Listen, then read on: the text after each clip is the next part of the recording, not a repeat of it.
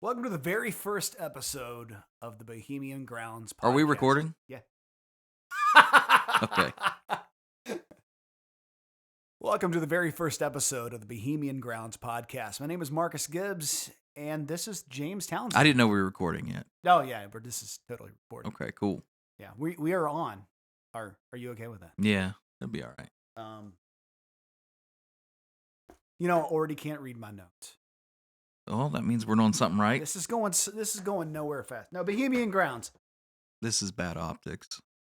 So, James, you and I have a new project that we want to tell everyone about called Bohemian Grounds. We have started, of some of the things, a recording studio.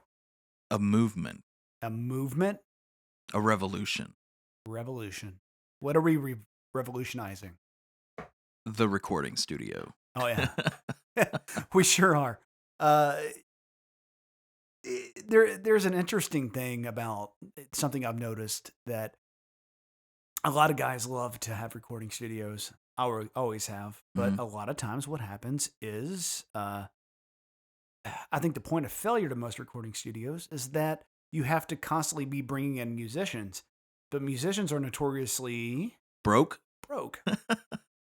But they're making and creating great stuff. So how do we do a thing for the local musician?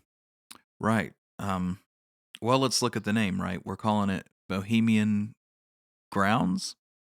Question mark. Yeah, it's funny because the name kind of came from a conspiracy theory that says, all the world's elite gather at Bohemian Grove with this big statue of an owl, and I don't know, worship money or something. But I always thought it'd be cool to write a song called Bohemian Groove.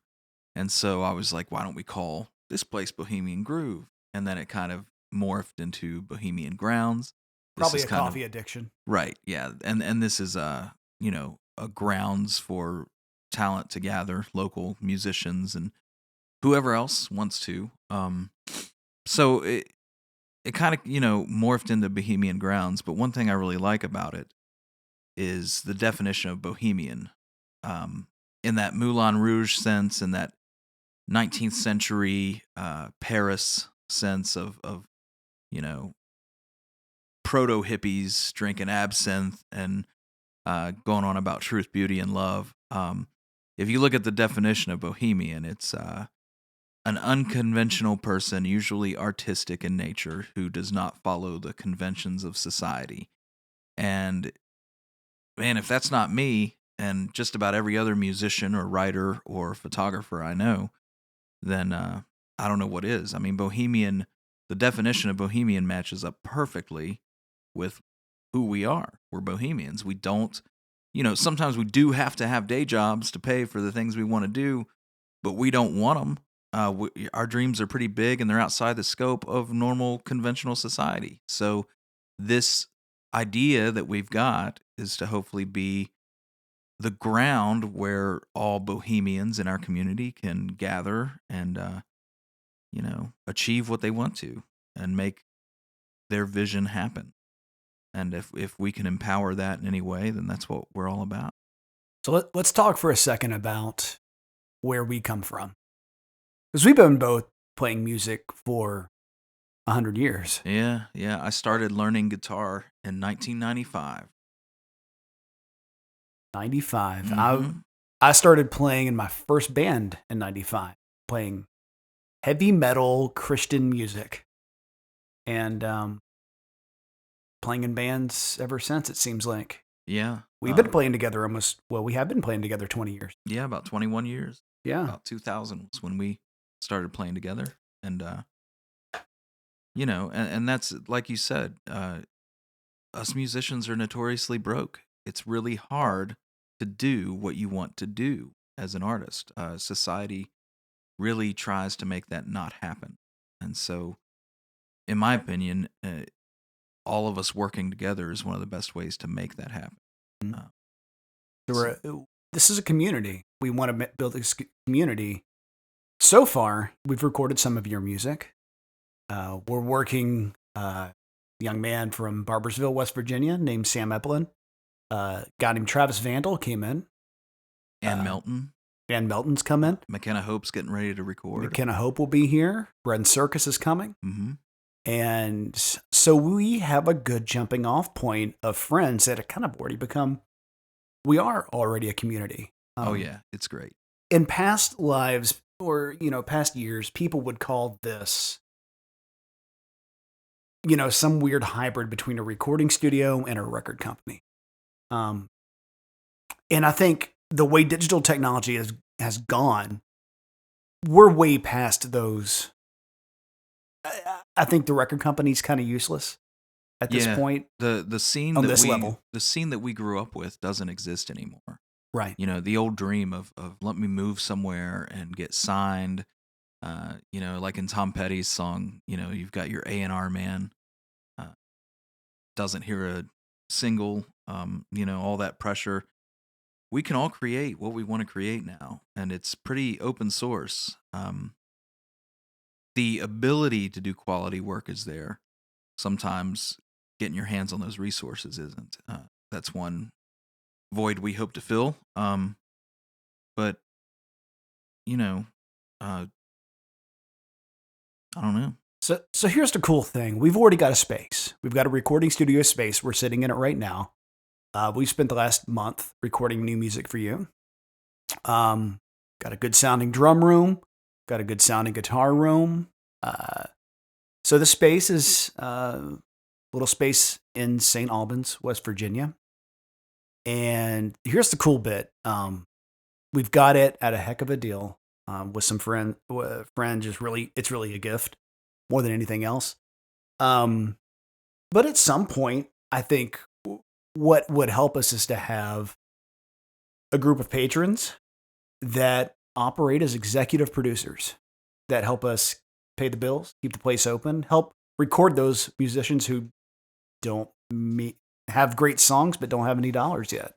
Yeah, and that's kind of bringing back, with the name we harken back to the 1800s with the Bohemians, but the idea of patrons, the idea that as a community we support each other with the arts, that goes back to like the Renaissance, like for Michelangelo or Leonardo da Vinci. To actually do the work, they had to have patrons. They had to have folks who believed in the arts and wanted to enrich the community through, supporting that. And ideally, with such a St. Albans, I moved here probably in 2014, and I love it. I mean, and even since 2014, I've seen this town really grow. The Irvins with Coal River Coffee, starting that business, they have single-handedly done so much in revitalizing Old Main and the town in general, that it's just I really love this town, and I don't think that too many people in this town would hesitate to do what they can to just help that artistic side of the community thrive even more. And that's the whole idea of like if we can get a community together of artists and of folks who love the artists, and say there's like a amount, maybe like $5 they can contribute a month or $10 they can contribute a month, and can get whatever perks they can get out of that level, then we can make this happen. And I mean, St. Albans is ready for the next level as far as a scene goes. I mean, I see a lot happening here. I see, a packed room at Shuckers for open mic night that Heath Fain did. I see Coal River with all the music they're doing there. The open mic that I'm doing on Thursday nights is just getting more and more crowded. People are showing up in St. Albans, and over Christmas they put on a movie over in the Auburn Theater. They're doing plays. The Kind Thieves just played at the Auburn Theater for New Year's Eve. The Tap just opened. They have DJs in there, and occasionally I think they do live music there. I mean, things just keep coming in St. Albans. So I think this is just the right time for the community to really do what they can to enrich the arts, for us to really band together, take this talent that is just so prevalent here, and the folks in the surrounding areas that come here, and just do what we can to make the scene. We got to build the scene and make our own scene. And I really think we can do it. Absolutely. We've spent the last 2 months really shaking this place down and coming up with ideas about what we can do in the space that we have, what we can do across town. Um, and there's a recording space. We have room to do a little bit of photography. We have room to do some private concerts. There's just so many cool things that I think we can get done. Um, that yeah, and I've lived in St. Albans my entire life, and this is the first time I've really seen um, something cultural like this in the arts, Mm-hmm. and it's really amazing. And like we're men of a certain age. We're at a place in life where we can help contribute, and that's part of what I want to do. Listen, Mm-hmm. I man of a certain age. I'm not going to go out on tour, even if it was offered to me. I'm not going on tour. Yeah, I hear But you. what I would love to do is be here to facilitate all the artists here, my generation, younger generations, heck, even older generations. All the people who've had a guitar and has pounded away at it and wrote some songs and would love to have some other people hear them, but have no idea how to make that happen. I think that's part of the goal here. How do we build a community that will allow people to engage in whatever creative nature that they have? Absolutely. Yeah. I've just met so many cool people. I remember, playing early on a chili cook-off, the Fall Y'all Festival Yeah. at Old Main, and Cold River Coffee was just in the beginning days of opening, and I got my first coffee from the booth there outside, and I was drinking it up on stage, and Will Reynolds was running sound, and just already met so many cool people back then, and since have come to meet, Joe Bird, Richard Hill, McKenna Hope, who I've been writing songs with and, going around and gigging with for years now, Ann Melton, Sam Eplin, all the just folks that are younger than us. That's with, kind. That's with a kind more way to say energy, that. with more energy and healthier knees and stronger backs, and they're able to do this, and they're able to succeed, and they're able to really get somewhere. And there's just so much talent. I just want to make it happen for them. I want to see these folks get out and play and write and create. And man, we have the perfect spot to help make that happen. Oh yeah. We have the perfect community to help make that happen. Here's the cool thing. The format of this show is going to be, it's not always going to be a couple of guys sitting at a desk talking about this stuff. It's going to be a couple of guys and another person. That's right. That's right. Coming up, we plan to have all the people that you've heard us talk about. We're going to have Travis Vandal in here soon, McKenna Hope in here Sam, soon, and Sam all coming in to do interviews, talk about their process. And part of the bonus there for subscribers is they're going to be able to get some private concert footage as well, done in-house just for us. Mm-hmm. And so we'll have more details about how that's going to work. But maybe extended cuts of interviews. Exactly. Yeah. So we want to give back in every way possible to the artists, to the people who help support this place. We're really here. We're not here to. Yeah, we're here for everybody, I think. Absolutely. Yeah. So that's what's coming up. That's what we're excited about, and I think that's the first podcast. I think that wraps it up pretty well. Yeah. I think I was articulate enough to describe the Exactly what vision this and the is. community, and we're just excited about this town, and good things are happening, and we just want to facilitate that even more, Mm-hmm.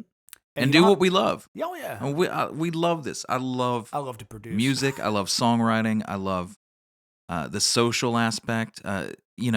When we moved in here, I was more about what posters we're going to hang up and who we're going to invite over during recording sessions, and we both have our passions here. I think it's more tech and how yeah. many XLR cables do I need today? Yeah, and I'm like, where are we going to hang this Doors poster? But it's just we both love this scene so much, and we're just excited to do what we can to help facilitate everybody. Just get a little bit farther along on their journey. Sounds great. So we're going to wrap things up this time. Stay tuned. We're going to give you some information about how you might be able to help us out. For James Townsend, my name is Marcus Gibbs, and we'll see you next time. Signing off. Thank you for listening to the Bohemian Grounds podcast. Please consider supporting Bohemian Grounds as a Patreon member. We have several levels: the fan, the executive producer, and the band. The fan gets you behind-the-scenes action, merchandise discounts, and downloadable music from Bogro Productions. The executive producer gives you everything from the fan level and also an executive producer credit on Bogro-funded albums and also first-come private concert invites. Our third level, called The Band, lets you earn deep studio discounts for your projects. Click on the link to find out more. And thank you for your support of Bohemian Grounds.